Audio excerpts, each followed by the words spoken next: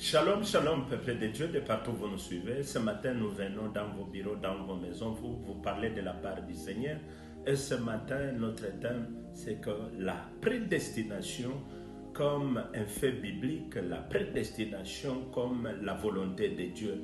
La prédestination en tant que telle, c'est quoi? C'est le fait que Dieu ait prédestiné certaines personnes à devenir comme, à devenir telles, avant qu'ils naissent, avant qu'ils ne prient, avant qu'ils ne gênent.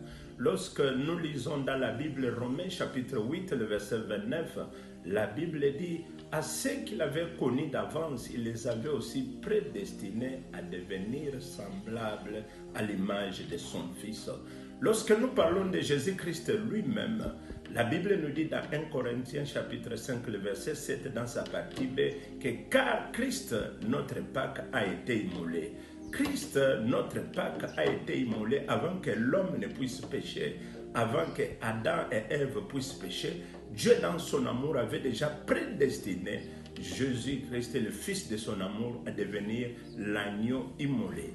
Bien-aimés, lorsque nous voyons le cas d'Abraham, qui a été choisi comme notre père dans la foi, il n'était pas l'unique fils de Térak. Lorsque nous lisons dans Genèse 11, le verset 26, Térak avait Abraham, avait Nachor, avait Haran. C'était là les frères d'Abraham. Mais pourquoi seulement Dieu s'est choisi Abraham comme notre père dans la foi? Là, c'est la prédestination.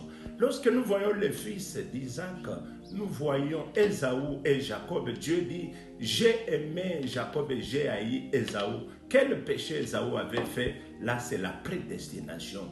Lorsque nous voyons de Judas Iscariote, il a été prédestiné depuis la fondation du monde pour dire par lui,